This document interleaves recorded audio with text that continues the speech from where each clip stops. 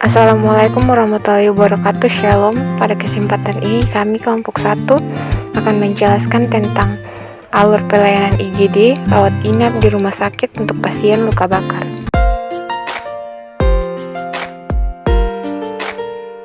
Pasien datang langsung menuju UGD atau IGD karena kondisi pasien yang parah atau membutuhkan pertolongan langsung, seperti pasien dengan luka bakar. Selanjutnya, dokter akan langsung melakukan pemeriksaan singkat dan cepat untuk menentukan kondisi pasien. Pemeriksaan singkat dan cepat ini meliputi pemeriksaan kondisi umum, tanda-tanda vital atau tekanan darah, denyut nadi, pernapasan, kebutuhan medis, dan kemungkinan bertahan hidup. Setelah melakukan pemeriksaan, dokter akan menentukan kategori warna TRICE sesuai dengan kondisi pasien. Kategori TRICE di sini terbagi menjadi 4 kategori warna. Yang pertama, kategori merah, yang kedua kategori kuning, ketiga kategori hijau, dan keempat kategori hitam. Karena di sini kondisi pasien mengalami luka bakar, karena itu pasien termasuk dalam kategori merah. Jadi, pasien akan langsung ditempatkan di area khusus, yaitu area resusitasi. Pada tahap ini, keluarga pasien pergi ke bagian administrasi untuk mendaftarkan pasien, di mana persyaratan pendaftaran adalah yang pertama identitas pasien, yang kedua kartu keanggotaan asuransi, yang ketiga surat pengantar triage. Mulai dari identitas pasien. Identitas pasien adalah suatu proses pemberian tanda atau pembeda yang mencakup nomor rekam medis dan lain-lain, bertujuan agar dapat membedakan antara pasien satu dengan lainnya guna ketepatan pemberian pelayanan, pengobatan, dan tindakan atau prosedur kepada pasien, di mana keluarga pasien harus mengisi formulir yang tertera di sini, yang terdiri dari nama pasien, nomor identitas atau menggunakan nomor rekam medis, tanggal lahir sekaligus alamat pasien, gelang atau identitas pasien dengan barcode. Yang kedua, kartu keanggotaan asuransi. Di sini, keluarga pasien tidak menggunakan kartu apapun seperti BPJS dan lain-lain. Dan keluarga pasien siap membayar untuk pengobatan dan perawatan pasien di rumah sakit ini.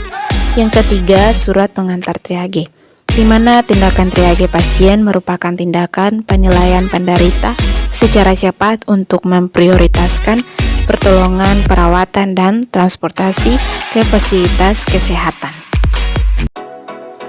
Keluarga pasien pergi ke bagian administrasi untuk mendaftarkan pasien dengan persyaratan yang telah diminta. Setelah selesai mendaftarkan pasien, dokter menyarankan pasien untuk rawat inap. Di sini, jika pasien dengan BPJS kelas 1, maka pasien mendapatkan ruangan VIP atau kamar.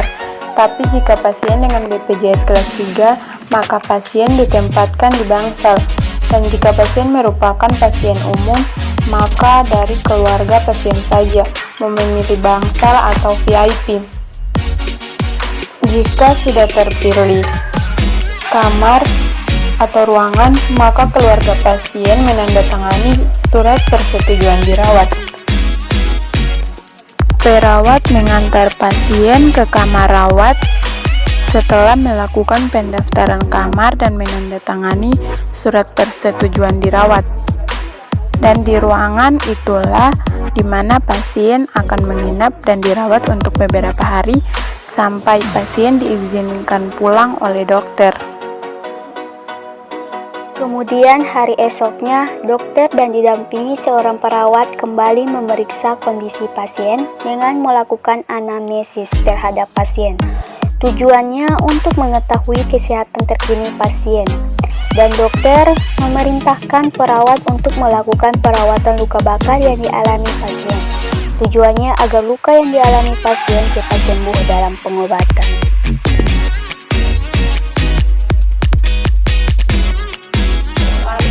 Setelah dokter memperbolehkan pasien pulang, perawat akan menyiapkan administrasi, kartu kontrol, kartu kepulangan, dan mengecek obat-obatan yang telah dipakai.